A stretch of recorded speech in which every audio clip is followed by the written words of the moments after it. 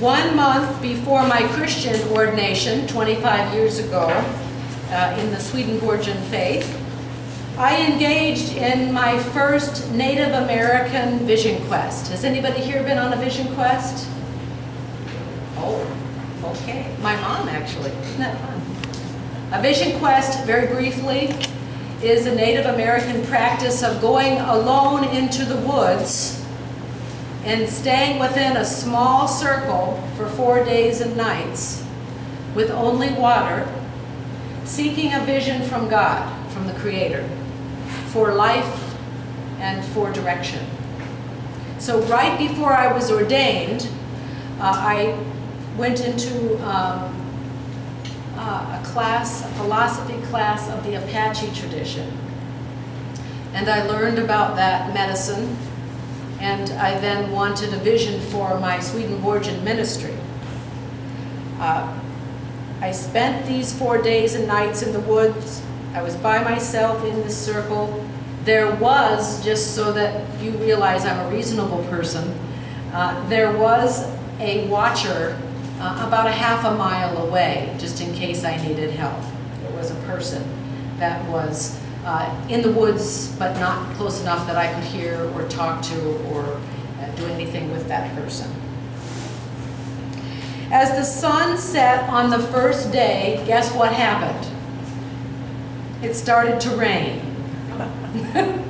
And all I had were the clothes on my body and a sleeping bag. And guess what happened to my sleeping bag? It got all wet. Yucky, yucky, and it was not good.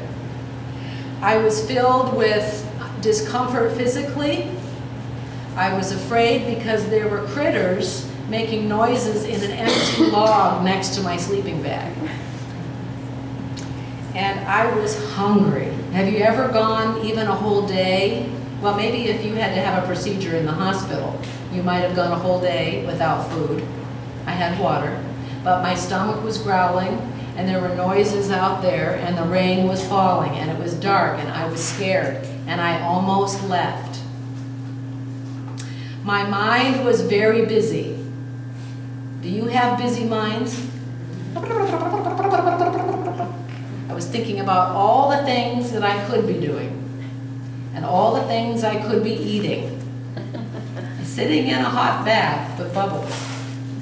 All the things that I said to myself I could have done with this time before I was ordained by Reverend Edwin Capon. But in that night, I stuck through it. I prayed. I just waited. I didn't sleep 1 ounce. And when that sun came up, it was like I was saved. I'd never felt how important the sun itself was to life until that next morning. And I gave praise to God for this new day. And over the 4 days that passed in these woods, my mind became very quiet.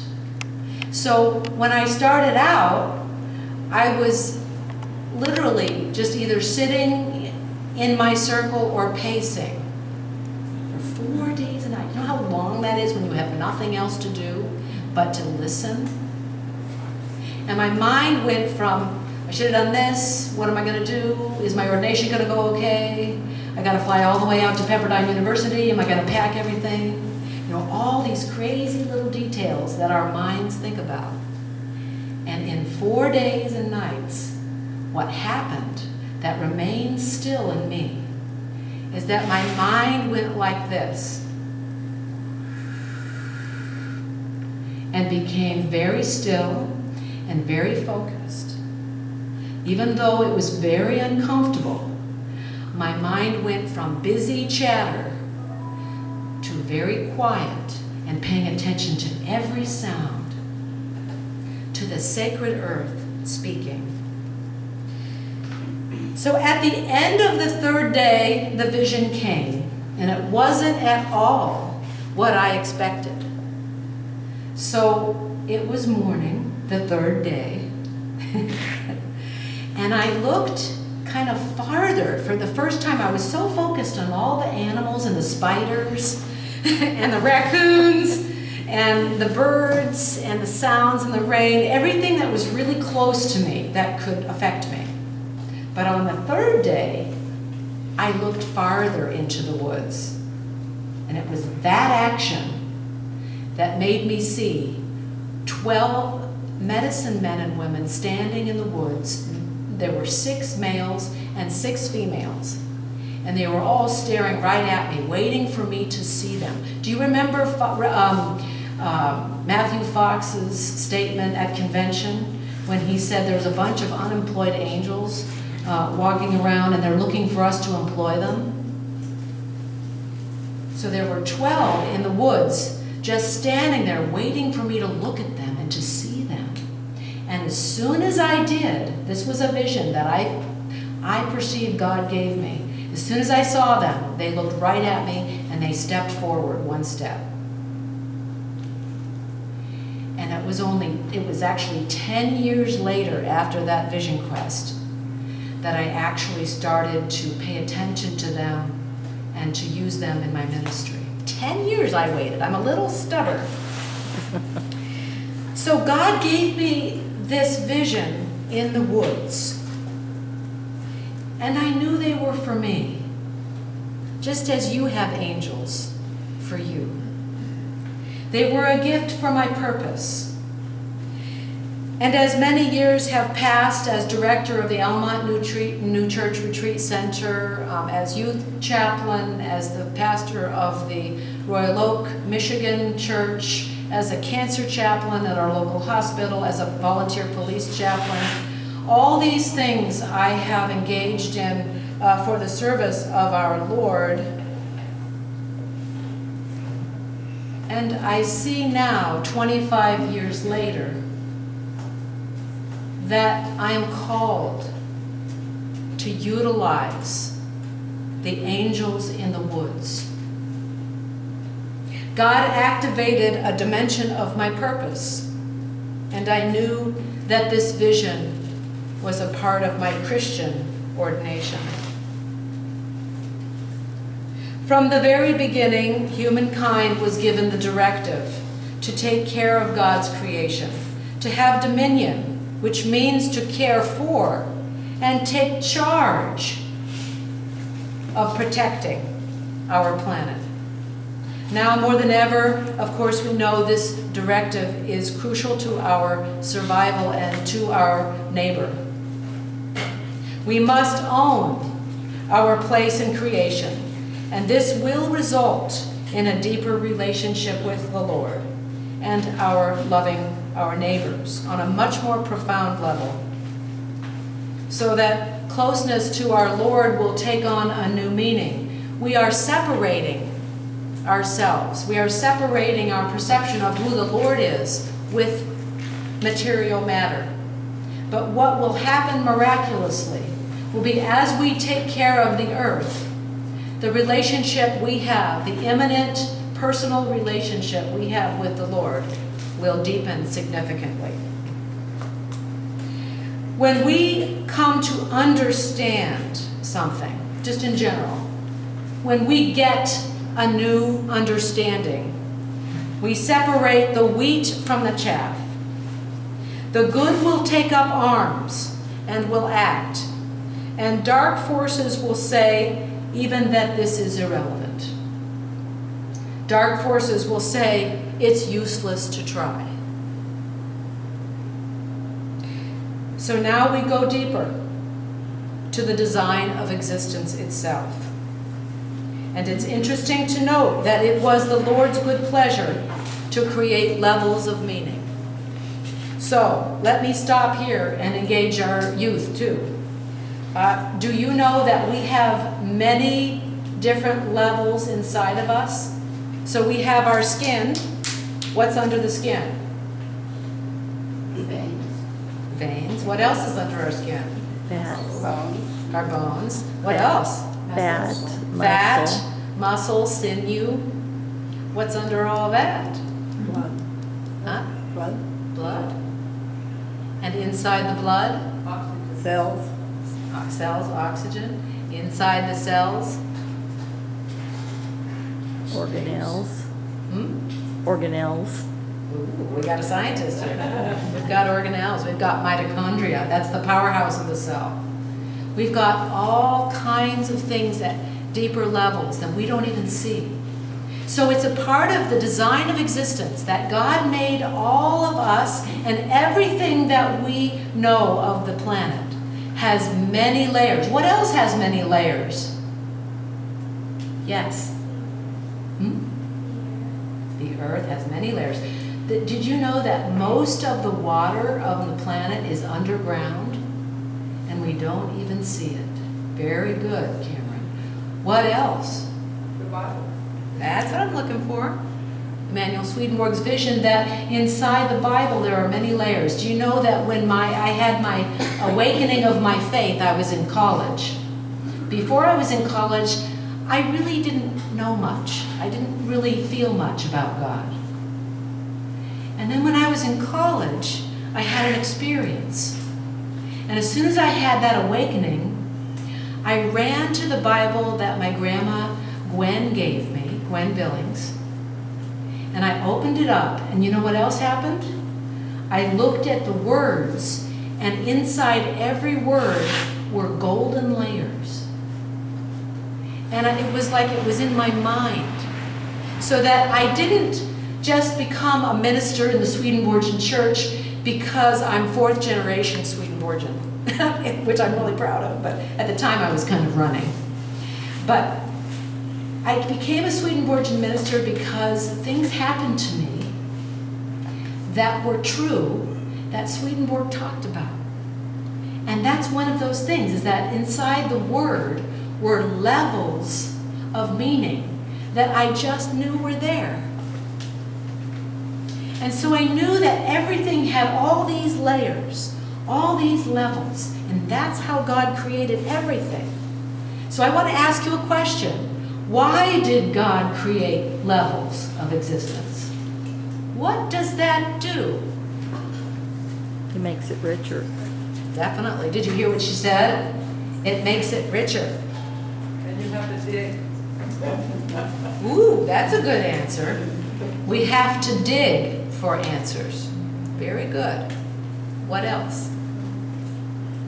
There's a layer for everyone. What? There is a layer that some people want more layers and some Beautiful. people want less layers. So. Beautiful. And there's a layer for where you are right now. Right. That's right. You receive for where you're at in your relationship with God. And that really is the answer I'm looking for. Because love will not impose itself on us if we're not ready. Isn't that beautiful? Love ultimately asks everything of us. Remember what we heard this morning in Sunday school. You will find me when you're supposed to love the Lord with all your heart, mind, and soul. And you will find me when you search for me with all your heart and mind. So love asks everything. Isn't that something? Love asks everything from us. Not to be half-hearted, not to give half of who we are and what we are, but love wants it all. And love will take its time in freedom and give us layers so that we can, according to our readiness, we can unpack the love through ideas, thoughts, sharing experiences, discovery, curiosity. When we feel really ready to go deeper, love will be there. And love sustains us in the level where we are, as Drew said. So God is all at once. Hear, O Lord, Israel, our God is one God. Love is whole. God is one. And we eventually make our way back. But God also has wisdom intricately and perfectly in balance with love. So God is distinguishably one. So we must find our way back gradually, authentically, because only is love and wisdom one in the Lord. So in creation, guess what? You may have talked about this in your Dole Notes discussions on Sunday morning, maybe. You're a very deep congregation. I find conversation yesterday to be the richest of all the churches I've ever served in and visited. You're very deep. So I'm sure that you haven't missed this thought before. But in creation, everything of the physical realm, love and wisdom, including us, are separated. So in the Lord alone, love and wisdom are one. In creation, everything's separated. And what we are doing is we are striving to bring them together in ourselves. And there's a fight going on in there. So the whole of creation, the separation of God's love and wisdom coming together in the earth and in us, is a sacred process. And so how do we do it? We've talked about that yesterday and today. We do it living mindfully. We do it being awake. We must wake up. This is the prophetic voice of our youth. And we are mercifully given these levels of existence. And we need the freedom to come to this ourselves. So we must be patient with each other. We must have compassion. We must encourage one another. The bottom line is that we must see the whole of creation and the design of existence as sacred. Everything. We can't use each other anymore. We can't abuse what we've been given anymore because it's all sacred. And everything that we have in our use is infiltrated with God. In the Swedenborgian tradition, we have a special name which we've been talking about, that's correspondences. So I'd like to kind of close now with the question, what is sacred to you? What example of the sacred would come to mind for you right now? I would say the love between each other. Yeah.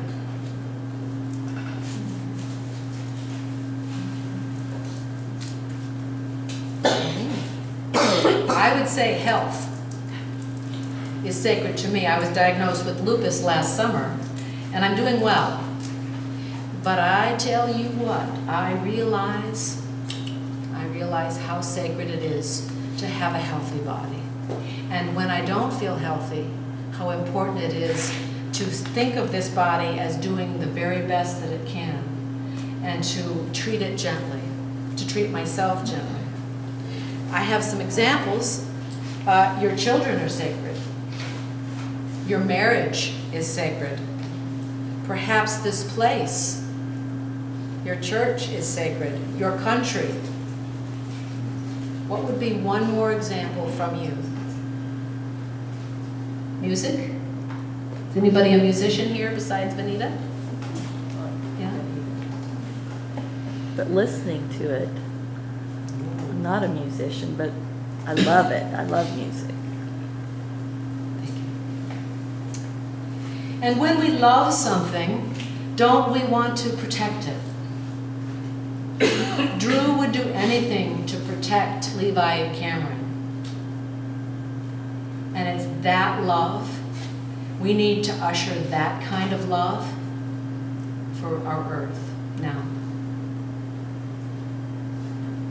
Why don't we take care of the earth better? Have you thought about that?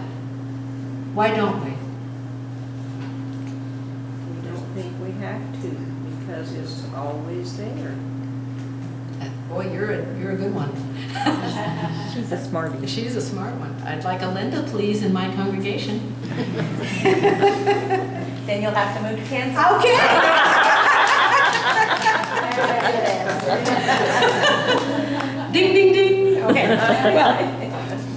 And yes, absolutely. I think that's the crux of it, and I think it's because we don't understand.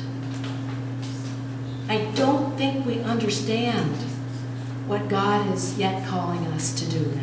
We're I think selfish we forget. beings. What's that? We're selfish beings. Absolutely. Yeah. Yes, we are. Yeah. And so, as Drew he said, in order for us to really make changes, we need to appeal to the selfish human being, which in other words, it's got to be less expensive to do the eco-friendly act. So we have to somehow pay attention to both sides of who we are. Heaven and hell, good and evil. And we must be sober about that other part of us. Perhaps we've become complacent and distracted, lukewarm. But don't we all know what it feels like when everything comes together? Heaven works through us on earth. We might call it an inspired moment. We might call it a mystical moment. Have you ever walked through the woods or by your beautiful river and just felt at one with everything? And everything is right.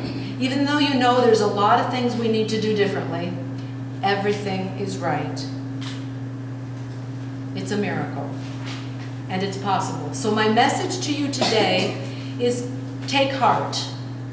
Take heart. God is still God. And God finds a way.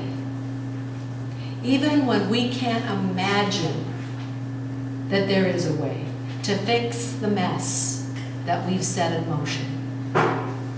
God is God. And that is awesome. And that is hope. Especially with our youth. We must witness to that truth. We must be strong and have faith and have a reverence and a humility that maybe we can do our part, but we must also trust in the Lord. Chief Smiling Bear wrote, "All life is sacred and all creation related. What we do affects the entire universe. So let us walk in balance with Mother Earth and all people." Amen. Amen. So let us complete that thought and that reflection with our hymn, "For the Beauty of the Earth."